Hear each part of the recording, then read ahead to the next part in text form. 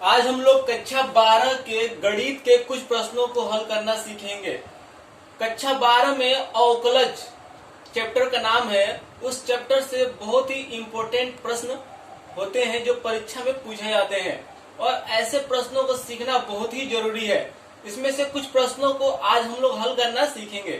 तो इसमें से कुछ सूत्र लगते हैं, उन सूत्रों को आज हम लोग सीखेंगे। वो सूत्र क्या है और इन सूत्रों का प्रयोग कैसे होता है। तो इसमें से पहला सूत्र दिया है डी बटा में dx, यह अवकलज का संकेत है।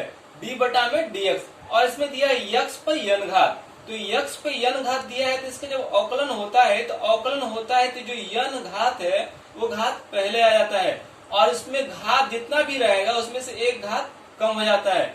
उसके बाद अगर y का होता है तो y का अवकलन होता है डी बटा dx, अवकलन का संकेत है। तो इसका y का अवकलन होता है तो ये हो जाता है dy बटा में dx। अगर कहीं यक्स रहे तो यक्स का अवकलन क्या हो जाता है, 1 हो जाता है। और अगर कहीं c रहे तो c का अवकलन क्या होता है, 0। c का मतलब ये अचर पद है। c की जगह पे 5 भी हो सकता है, 15 भी हो सकता है, a भी हो सकता है, b भी हो सकता है, d भी हो सकता है। किसी भी अचर पद का अवकलन होगा तो उसका मान क्या आ जाएगा, तो आ जाएगा 0। अगर e पर x घात रहता है तो इसका अवकलन क्या होता है, तो e पर x घात रहता है तो इसका अवकलन हो जाता है e पर x। तो हम लोग इनमें से कुछ फार्मूले पे कुछ प्रश्नों को हल करना आज सीखेंगे। तो जैसे मान लीजिए कि हम लोग को पहला प्रश्न दे दिया जाए d बटा में dx और x पे 8 घात, तो इसका उत्तर क्या आएगा और हम लोग कैसे हल करेंगे। तो ये जो प्रश्न दिया है ये प्रश्न पहले वाले फार्मूले पे लगेगा। यहाँ पे x है तो x है, यहाँ पे n है तो n की जगह पे क्या है, 8 है। तो इसका फार्मूला क्या होता है, जितना भी घात है पहले आ जाएगा। तो इसमें कितना घात है, 8, तो 8 पहले आ जाएगा। उसके बाद क्या रूल है कि x लिखा जाता है तो x लिखा गया। उसके बाद क्या रूल है कि n माइनस 1, जितना भी घात था उसमें से एक घात कम हो जाएगा। तो 8 घात था तो 8 माइनस 1 हो जाएगा, यानी 8 में से 1 घट जाएगा तो कितना बचेगा, 7 घात हो जाएगा। तो इस फार्मूले पे हम लोग ऐसे ही प्रश्न को हल करते हैं। एक और एग्जाम्पल हम लोग देख लें, जैसे d बटा में dx ये अवकलन का संकेत हो गया और यहाँ पे x पर 15 घात दे दे। तो इसको हल करने का रूल क्या है कि x पे 15 घात दिया है तो रूल क्या है, जितना भी घात रहेगा पहले आ जाता है। x पे n घात था तो n पहले आ गया था ना, तो वैसे x पे 15 घात है तो 15 पहले आ जाएगा। और क्या रूल है कि जितना भी घात रहेगा उसमें से एक घात कम हो जाएगा। तो 15 में से एक घात कम हो जाएगा। तो 15 में से एक घात कम हम लोग कर देंगे तो बताइए क्या आएगा। तो 15 में से एक घात हम लोग कर देंगे तो क्या बचेगा, 14 घात आ जाएगा। तो x पे 15 घात का अवकलन क्या आ गया, 15x पे 14 घात हो गया। एक और एग्जाम्पल हम लोग सीख ले, इसको हम लोग पूरी तरह से दिमाग में घुसा लेंगे कि हम लोग अच्छे से सीख ले इसको। जैसे मान लीजिए कि हम लोग प्रश्न दे दिया जाए d बटा में dx और यहाँ पे x पे दे दिया जाए 5 घात। तो x पे 5 घात दे दिया जाए तो बताइए क्या होगा इसका उत्तर। तो इसका उत्तर हम लिख देंगे 5 घात पहले हो गया और x लिख देंगे। उसके बाद क्या रूल है कि जितना भी घात रहेगा उसमें से एक कम हो जाएगा। तो 5 में से एक कम होगा तो क्या आएगा, 4 आएगा। तो हम लोग ऐसे भी हल कर सकते हैं। तो इस फार्मूला का प्रयोग करके हम लोग ऐसे ही प्रश्न को हल कर सकते हैं। अब हम लोग फार्मूला नंबर 3 और 4 का प्रयोग करके प्रश्न को हल करेंगे। जैसे मान लीजिए कि हम लोग को प्रश्न दे दिया जाए d बटा में dx और यहाँ पे दिया जाए x और यहाँ पे दिया जाए 7। तो ऐसे प्रश्न दिया जाए तो हम लोग इसको कैसे हल करेंगे। तो यहाँ पे देखिए x दिया है तो हम लोग पहले लिख देंगे d बटा में dx, इसके बाद x हो गया। फिर लिख देंगे इसके बगल में d बटा में dx और यहाँ पे क्या हो गया, 7 हो गया। d बटा dx का सब में गुणा, यानी सबका अवकलन करना है। अब d बटा में dx x का मान कितना होता है, तो इसका मान होता है 1। इसको हम लोग याद कर लेंगे। और d बटा में dx 7 का मान तो नहीं होता है, हम लोग नहीं जानते हैं।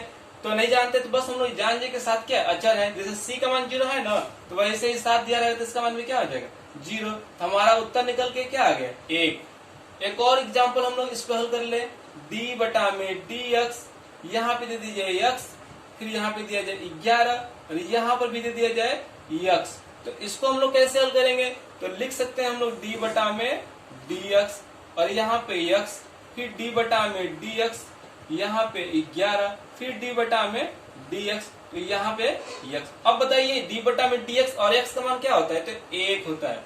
डी बटा में डी एक्स 11 11 अचर पद, इसका मान क्या हो जाएगा 0। फिर डी बटा में डी एक्स का मान क्या होता है 1। अब 1 में 1 जोड़ देंगे तो हमारा उत्तर क्या निकल के आ गया 2। तो इसका उत्तर निकल के आ गया 2। इस तरह से हम लोग हल कर सकते हैं। एक प्रश्न हम लोग और हल करेंगे। अब मान लीजिए कि हम लोग को प्रश्न ऐसे दिया हो, डी बटा में डी एक्स पे 6 घात प्लस एक्स और प्लस मान लीजिए कि पी दे दिया जाए, या मान लीजिए कि आर दे दिया जाए। ऐसे आर मान लीजिए नहीं है तो मान लीजिए कि 7 ही दे दिया जाए। एक्स पे 6 घात प्लस एक्स प्लस 7 और प्लस एक और जोड़ दे रहे हैं हम, मान लीजिए कि यहाँ पे यम हो गया। ऐसे भी दे दे तो इसको हम लोग कैसे हल करेंगे? तो पहले हम लोग क्या करेंगे, लिख देंगे डी बटा में डी एक्स पे 6 घात, फिर डी बटा में डी एक्स, फिर एक्स लिखा जाएगा, डी बटा में डी एक्स, फिर 7 और फिर डी बटा में डी एक्स और यहाँ पे हो गया यम। तो पहले हम लोग इस तरह से हल कर लेंगे। डी बटा डी एक्स हर जगह होना चाहिए। अब इसके बाद क्या रूल है, एक्स पे 6 घात दिया है तो 6 घात पहले आएगा और उस घात में से कितना माइनस होता है 1, तो 6x पे 5 घात, इसका क्या होता है, तो इसका होता है 1। डी बटा में डी एक्स का मान क्या होता है 1। 7 अचर पद है तो इसका क्या हो जाएगा 0। यम अचर पद है तो इसका क्या हो जाएगा 0। तो क्या निकल के आ गया हमारा आंसर 6x पे 5 घात प्लस 1।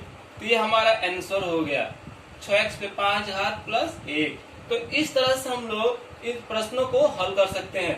एक प्रश्न और छूट रहा हमारा, ई पर एक्स घात का डिफरेंस अवकलन कैसे होगा। ई पर एक्स घात दिया जाएगा तब कैसे होगा, तो मान लीजिए कि हम लोग दिया जाए डी बटा में डी एक्स ई पर एक्स प्लस बी दिया जाए। तो ऐसे हम लोग कैसे हल करेंगे, तो लिखेंगे हम लोग डी बटा में डी एक्स, आसानी से हम लोग समझने का कोशिश करेंगे ना कि आसानी से हम लोग समझ लें। डी बटा में डी एक्स और यहाँ पे एक्स और डी बटा में डी एक्स यहाँ पे हो गया बी। तो इसका उत्तर हम लोग क्या करेंगे, डी बटा में डी एक्स और ई पर एक्स रहता है तो इसका क्या होता है ई पर एक्स। ये सूत्र है, डी बटा में डी एक्स ई पर एक्स रहता है तो ये बदलता नहीं है, ई पर एक्स ही रह जाता है। अब इसके बाद डी बटा में डी एक्स और एक्स रहता है तो क्या होता है, तो इसका मान होता है 1 और डी बटा में डी एक्स बी रहेगा तो ये अचर पद है ना, तो उसका मान क्या हो जाएगा 0। तो हमारा उत्तर क्या आ जाएगा ई पर एक्स प्लस 1।